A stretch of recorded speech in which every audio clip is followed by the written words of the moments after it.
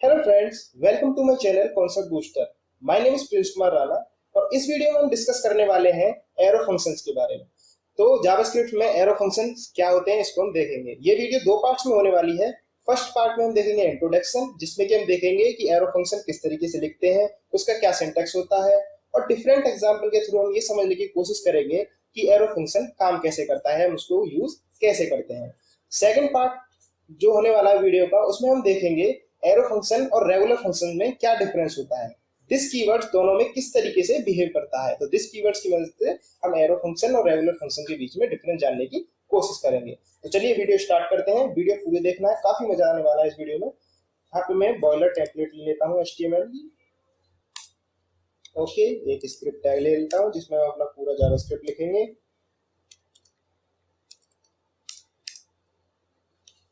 मैं यहाँ पे गो लाइव कर देता हूँ। लाइव सर्वर का एक्सटेंशन होता है हमारे यहाँ पे। मैं एक्सपेक्ट करके इसका कंसोल ओपन कर लेता हूँ और साइड में हम कर लेते हैं VS कोड।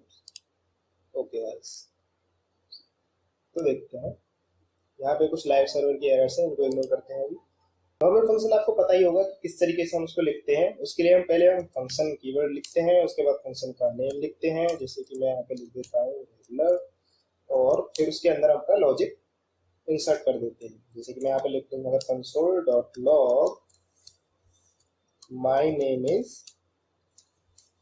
प्रिंस, और फिर मैं इसको यहाँ पे फंक्शन को एग्जीक्यूट कर देता हूँ। मैं सेव करूंगा, यहाँ पे देखिए कंसोल पे my name is Prince sentence print हो गया है। अगर मैं एरो फंक्शन की बात करूं तो सेम काम को हम एरो फंक्शन के थ्रू भी कर सकते हैं। तो एरो फंक्शन का क्या यहाँ पे सिंटैक्स होने वाला है उसको देखते हैं। हम कोई वेरिएबल लेते हैं, लेट से कॉन्स्ट, और हमने उस वेरिएबल का नाम लिया एरो। हम क्या करते हैं, उसको असाइन करते हैं एरो फंक्शन। किस तरीके से लिखते हैं, पैरेंथेसिस लगाते हैं, उसके बाद एरो देते हैं, उसके अंदर हम अपना लॉजिक लिख देते हैं, जैसे कि माय नेम इज प्रिंस। ऊपर वाले को मैं कमेंट करता हूँ अभी के लिए। नीचे हम एरो फंक्शन को कॉल करते हैं। सेम ऐसे ही हम इसको कॉल करते हैं जैसे हम नॉर्मल फंक्शन करते हैं। मैं यहाँ पे इसको सेव करता हूँ। देख, ओ एरो, मैंने कुछ गलती कर दी। यहाँ पे एरो सेव करूंगा मैं, यहाँ पे देखो इसने प्रिंट कर दिया my name is Prince. But arrow function का एक और अच्छा मैजिक है। देखिए, जैसे कि मैंने यहाँ पे सिंगल लाइन का यहाँ पे इंस्ट्रक्शन है, मेरे सिंगल लाइन का स्टेटमेंट है मेरे इस फंक्शन के अंदर। तो उस केस में मुझको ये जो पैरेंथेसिस लगाए हुए हैं इनको लगाने का जरूरत नहीं होता है। अगर देखिए मैं वापस इसको सेव करता हूँ तो देखिए इसने वापस से my name is Prince print कर दिया। ठीक है, यानी कि अगर मेरे पास सिंगल लाइन का अगर कोड है, सिंगल लाइन का कोड है मेरे फंक्शन के अंदर, या फिर सिंगल लाइन का लॉजिक है मेरे फंक्शन के अंदर, तो उस केस में अगर मैं पैरेंथेसिस ना भी लगाऊं तो यहाँ पे कोई एरर नहीं आएगी, कोई फर्क नहीं पड़ने वाला है, वो बाय डिफॉल्ट उसको एग्जीक्यूट कर देता है। बट अगर मल्टीपल लाइंस हो जाएंगी, जैसे कि मैं यहाँ पे लिखूं, कोई मान लो वेरिएबल लेता हूँ var a s equal to 5 और इसको भी करूँ। अब मैं इसको यहाँ पे देखता हूँ, अगर सेव करूँ तो देखिए यहाँ पे मुझको एरर देगा, syntax error unexpected token var. तो उस केस में मुझको फिर यहाँ पे पैरेंथेसिस लगाना ही पड़ेगा। पैरेंथेसिस लगाया, मैं इसको सेव करता हूँ तो देखिए एरर मेरी हट गई। यानी कि अगर मेरे पास सिंगल लाइन का इंस्ट्रक्शन है तो उसके लिए मुझको पैरेंथेसिस लगाने का जरूरत नहीं है एरो फंक्शन के केस में। मैं इसको सेव करता हूँ, देखिए, और ये जरूरी नहीं है हम इसको सिंगल लाइन में ही लिखें। देखिए मैं आपको नीचे लिखा है उसको, फिर भी ये वर्क कर रहा है। ठीक है, ओके। अगर मैं बात करूं कि आर्गुमेंट्स कैसे पास करते हैं, देखिए मैं यहाँ पे एक नेम आर्गुमेंट ले लेता हूँ, यहाँ पे इसको कॉन्केटिनेट कर देते हैं नेम, और यहाँ से पास कर देते हैं एरो फंक्शन में। अब देखिए मैं इसको सेव करूंगा, अभी देखा आप मैंने सेव किया था तो अनडिफाइंड आ रहा था। अब मैं यहाँ पे पास करके सेव कर देता हूँ तो देखिए यहाँ पे माय नेम इज प्रिंस। यहाँ पे कुछ और करूंगा, माय नेम इज राहुल, मैंने यहाँ से पास किया तो देखिए यहाँ पे क्या हुआ, my name is Rahul. Okay, अब देखिए क्योंकि मैं यहाँ से सिंगल आर्गुमेंट पास कर रहा हूँ, उस केस में मुझको थोड़ा बेटर, उसके लिए सिंगल लाइन में लिख लेते हैं। तो अगर मैं यहाँ पे सिंगल आर्गुमेंट पास करूँ एरो फंक्शन में, उस केस में मुझको जो आर्गुमेंट यहाँ पे ऊपर मैंने नेम लिया है उसके साइड में मुझको पैरेंथेसिस लगाने की भी जरूरत नहीं है। अब देखिए मैं इसको सेव करूंगा, ये कोई एरर नहीं दे रहा, उसने वापस से my name is Rahul print कर दिया। मैं यहाँ पे कुछ और लिख दूँ, माय नेम इज राखी, यहाँ पे प्रिंट हो जाएगा। देखिए my name is rakhi print हो जाएगा। बट अगर मैं यहाँ पे मल्टीपल लूँ, जैसे कि मैं यहाँ पे एक ले लेता हूँ एज नाम से, और मैं यहाँ पे चाहूँ कि मैं एज पास करूँ, बट अब मैं सेव करूंगा तो देखिए क्या दे रहा है, मिसिंग इनिशियलाइजेशन कॉस्ट डिक्लेरेशन। यहाँ पे सिंटेक्स एरर आ गया, यानी कि इसने इसको तो as a regular function consider कर लिया, बट यहाँ पे इसमें जो एरो था उसको नेम का इनिशियलाइजेशन को नहीं मिला, कांस्टेंट पे हमको इनिशियलाइज करने की जरूरत पड़ी, इसलिए इसने एरर दिख दी। तो उस केस में हमको क्या करना होगा, अगर हम दो आर्गुमेंट पास करते हैं तो पैरेंथेसिस के अंदर हमको लिखना पड़ेगा दोनों आर्गुमेंट्स को। अब देखिए कोई एरर नहीं आएगा, आराम से my name is rakhi print कर दिया। और सेम जैसे हमने इस नेम को यहाँ पे एक्सेस किया था, ऐसे हम एज को भी एक्सेस कर सकते हैं। जैसे कि मैं यहाँ पे लिख सकता हूँ माई एज इज, कंकैटिनेट कर दो एज को, सॉरी एज सेव करूंगा। देखिए my name is rakhi, my age is 20। तो आप यहाँ पे देख सकते हैं कि जो हमारा एरो फंक्शन है उसका यूज करने से हमारे कितनी इजीनेस हो जाती है। एक चीज और देखते हैं, यहाँ पे कंसोल को क्लियर कर लेता हूँ। देखिए जो मेरा नॉर्मल फंक्शन था, यहाँ पे मैंने इसको बाद में कॉल किया था, बट मैं इसको पहले कॉल करूँ तो क्या होगा। देखिए मैं सेव करता हूँ, कुछ नहीं, इसने वो वहाँ पे कंसोल में प्रिंट कर दिया है my name is Prince. But अगर मैं एरो फंक्शन की बात करूं तो देखिए ये है नॉर्मल चल रहा है, कोई दिक्कत नहीं है, my name is rakhi, my age is 20, यहाँ पे इस तरीके से प्रिंट हो गया। बट अगर मैं इसको ऊपर ऊपर मतलब उस एरो फंक्शन के इनिशियलाइजेशन से पहले उसको यूज करना चाहूँ, देखिए मैं सेव करूंगा तो देखिए क्या आएगा, यहाँ पे क्या आ रहा है, cannot access arrow function before initialization, यानी कि जिस तरीके से हम नॉर्मल फंक्शन को यूज करते थे इनिशियलाइजेशन से पहले, उस तरीके से हम एरो फंक्शन को यूज नहीं कर सकते हैं। ठीक है, ये भी हमने यहाँ पे जान लिया। आई होप यहाँ तक आपको समझ में आ गया है कि एरो फंक्शन का सिंटैक्स क्या है, किस तरीके से हम उसको यूज करते हैं।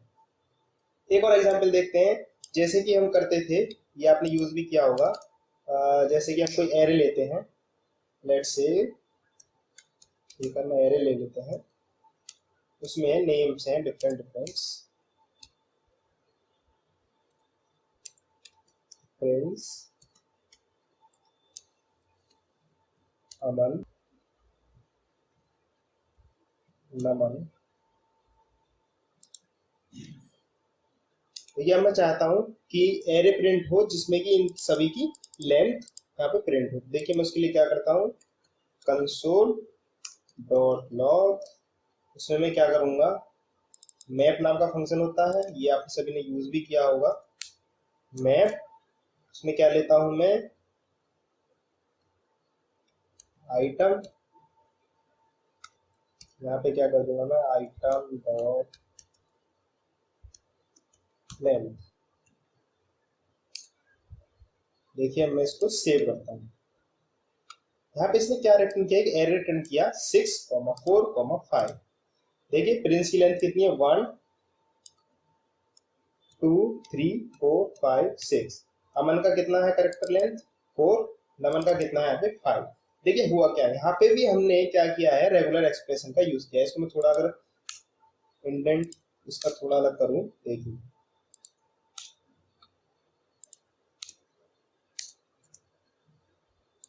इस तरीके से समझते हैं इसको। देखिए हुआ क्या, ये मैंने एक एरे लिया, एरे पे मैंने मैप किया, ये क्या करता है 1 बाय 1 एलिमेंट्स को लेता है, उस पर हम कुछ भी एक्शन परफॉर्म कर सकते हैं और वापस से एरे रिटर्न करता है। देखिए यहाँ पे हमने क्या किया है, एरो फंक्शन का है यहाँ पे यूज किया है। देखिए ये क्या हो गया, एरो फंक्शन हो गया।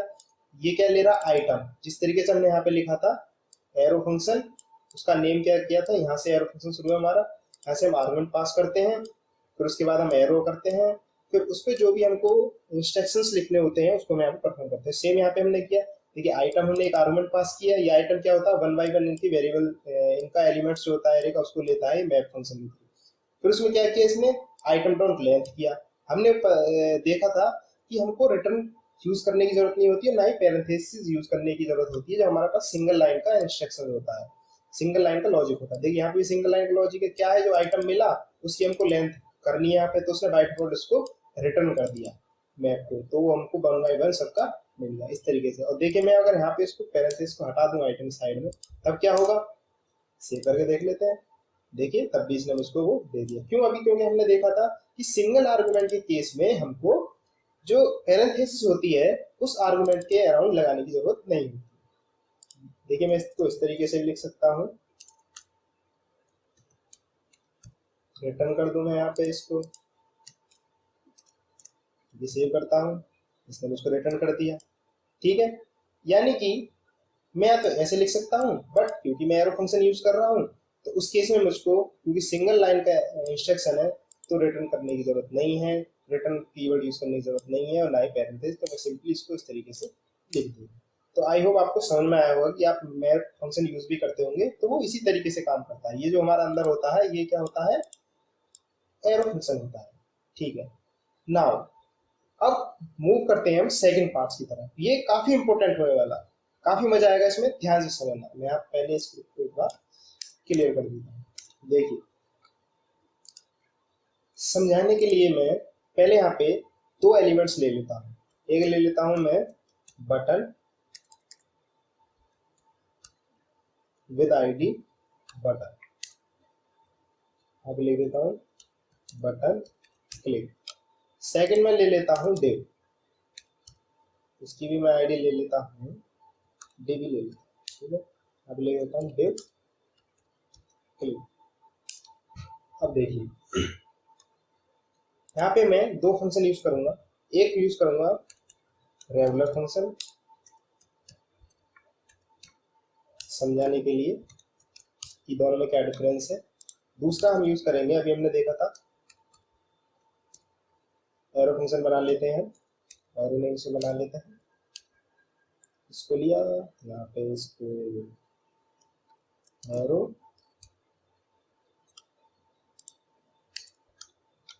यहाँ पे करते हैं हम कंसोल डॉट लॉग, यहाँ पे करते हैं कंसोल डॉट लॉग। अब देखिए हम यहाँ पे देखेंगे दिस कीवर्ड्स की मदद से कि दोनों में क्या डिफरेंस होता है। यहाँ पे भी हम दिस को लॉक कर देते हैं कंसोल में और यहाँ पे भी हम दिस कर देते हैं।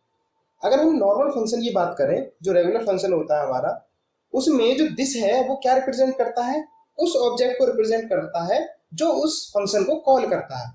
यानी कि in regular function this represents the object that calls the function. But अगर हम एरो फंक्शन की बात करें तो एरो फंक्शन जो दिस होता है वो बाइंड नहीं होता है उसके साथ। तो जो दिस होता है एरो फंक्शन के केस में वो रिप्रेजेंट करता है उस फंक्शन के ओनर को। यानी कि जो एरो फंक्शन है जिस ऑब्जेक्ट में डिफाइन है दिस उसको रिप्रेजेंट करेगा। बट नॉर्मल फंक्शन के केस में क्या है, दिस रिप्रेजेंट करता है जो उस फंक्शन को कॉल कर रहा है ऑब्जेक्ट। तो दोनों में क्या डिफरेंस है, ये मैं जो कह रहा हूँ क्या मतलब इस बात का, देखिए देखते हैं इस एग्जाम्पल के थ्रू। देखिए मैं यहाँ पे ले लेता हूँ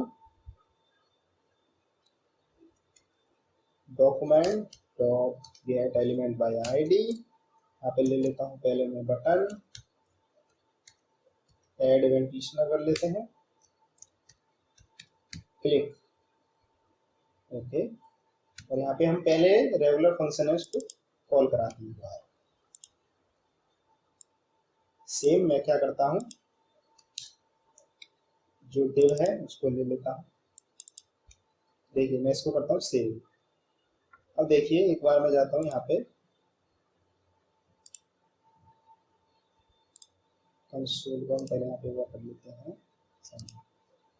देखिए अब मैं बटन पे क्लिक करूंगा, ठीक है, बटन पे क्लिक किया, इसने कौन सा ऑब्जेक्ट रिटर्न किया, वो बटन वाला एलिमेंट रिटर्न किया। अब देखिए मैं डिव पे क्लिक करता हूँ तो देखिए इसने क्या किया, डिव यहाँ पे इसने प्रिंट किया कंसोल में। देखिए मैं एक बार कंसोल डॉट लॉग की जगह है यहाँ पे अलर्ट करता हूँ, तब अच्छे से समझ में आएगा कि ऑब्जेक्ट का क्या मतलब है।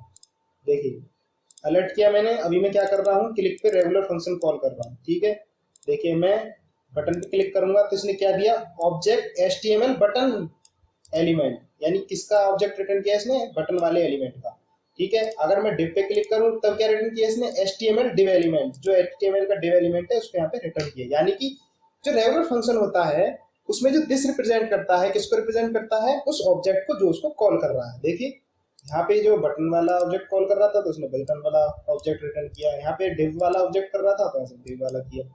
बट अगर हम देखें एरो फंक्शन, रेगुलर की जगह हम इसको एरो फंक्शन कर दें, अगर सेव करता हूँ मैं, ठीक है। देखिए मैं बटन पे क्लिक करूंगा, इसने क्या प्रिंट किया कंसोल में, विंडो ऑब्जेक्ट, ठीक है। अब मैं एक बार डिप पे क्लिक करके देख लेता हूँ, डिप पे क्लिक किया तो विंडो ऑब्जेक्ट इसने प्रिंट किया। अब मैं एक बार इसको हाईलाइट करके देख लेता हूँ, अब मैं बटन क्लिक करूंगा तो किसने क्या रिटर्न किया, यहाँ पे विंडो ऑब्जेक्ट रिटर्न किया। डिप पे क्लिक करूंगा तो यहाँ पे क्या किया इसने, विंडो ऑब्जेक्ट किया। क्यों? क्योंकि देखिए जो जब लोड होता है हमारा HTML डॉक्यूमेंट, और ये जो फंक्शन है डिफाइन है हमारे ग्लोबल के अंदर, यानी कि जो हमारे फंक्शन है किसके अंदर डिफाइन है, विंडो ऑब्जेक्ट के अंदर। तो इसका ओनर कौन है, एरो फंक्शन का विंडो ऑब्जेक्ट है, इसलिए क्या रिटर्न कर रहा है यहाँ पे, विंडो ऑब्जेक्ट रिटर्न कर रहा है। और अभी मैंने बताया था जो एरो फंक्शन होता है उसमें जो दिस होता है किसको रिप्रेजेंट करता है, जो हमारा विंडो ऑब्जेक्ट होता है, विंडो ऑब्जेक्ट नहीं सॉरी, जो एरो फंक्शन जिस ऑब्जेक्ट के अंदर डिफाइन होता है उसको ये रिप्रेजेंट करता है दिस। बट रेगुलर केस में क्या होता है, दिस रिप्रेजेंट करता है जो ऑब्जेक्ट उसको कॉल कर रहा है। यहाँ तक बात समझ में आई। अभी एक और एग्जांपल देखते हैं, एक मैं ले लेता हूँ यहाँ पे क्लास, फिलहाल क्लास ले लेता हूँ मैं यूट्यूब, ठीक है। उसके अंदर हम इन दोनों फंक्शंस को डिफाइन करते हैं, कमेंट करके इसको हम अंदर डिफाइन कर लेते हैं। फिर इसको थोड़ा ओरिएंटेशन इसका ठीक करते हैं, यहाँ पे इसको एरो फंक्शन लेते हैं। अब देखिए कॉन्स्ट एक वेरिएबल ले लेते हैं हम,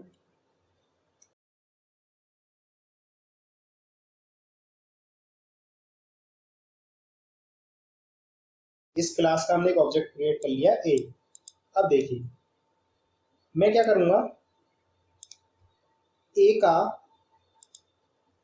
रेगुलर फंक्शन पहले कॉल कराने की कोशिश करूंगा, ठीक है। देखिए एक ऑब्जेक्ट है, ऑब्जेक्ट किसका बनाया हमने, इस क्लास का बनाया है।